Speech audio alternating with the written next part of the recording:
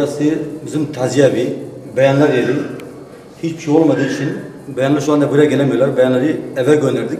Erkekler aşağıda. Klimada çalışmıyor bak. Kuşlar zaten yuva yapmış klima içinde.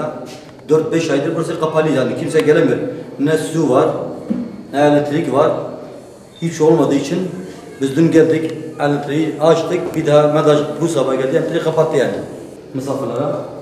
Yani şu anda hiçbir şey yok taziyede. Ne suyu var, ne elektriği var. Dün biri bak su yok tuvaletlerde, bu beyan yeri yani. Kuş yuvası olmuş. Klima çalışmıyor. Dün bizim bir taziye oldu. Dayım vefat etti, Ahmet Doğan. Dünden beri biz buraya geldik. Elektriğimiz yok, suyumuz yok. Klima olmadığı için, elektrik olmadığı için, su olmadığı için beyanları eve gönderdik yani. Şu anda biz buradayız. Dünde beri elektriğimiz yok. Biz açtık. Bir daha bu sabah MEDAŞ geldi kesti. Su da olmadığı için tankerlere yeni bize su geldi. Klimalar çalışmıyor. Kuş yuvası oldu zaten. 4-5 ay burası kapalı, kimse bakamıyor. Biz buraya zaten elektrik parası ödüyoruz. 5 ay önce gene bizim taziye burada oldu. Bir 300 milyon para ödedik elektrik parası. Verdik buraya, ödemiyorlar. Elektrik kesmişler. Şu anda taziye halini görüyorsunuz yani. Beyanlar olmadığı için normal eve gönderdik. Evde de sıkıntı, klima yok, su yok.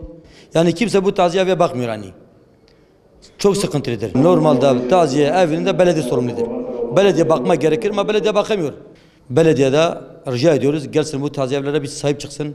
Yani erkekler burada, bayanlar ta 2 kilometre uzakta. Adam taziye geliyor.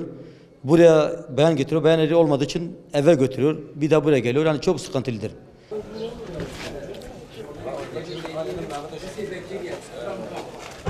Dayım oluyor kendisi.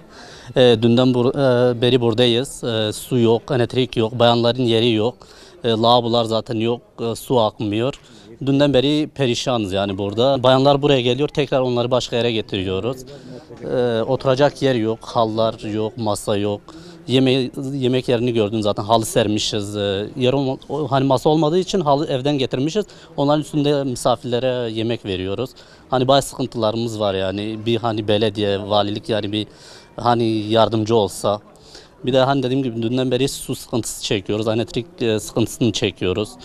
Misafirler gelip perişan oluyor burada. Klimalar çalışmıyor, elektrikler kesik zaten. Sular sıcak, sıcak su veriyor zaten misafirlere. Hani havalar çok sıcak zaten, içeride duramıyoruz. Mecburen hani dışarı çıkıyoruz. Hani her taziyede 350-400 arası ücret ödüyoruz ve bunun karşılığını göremiyoruz.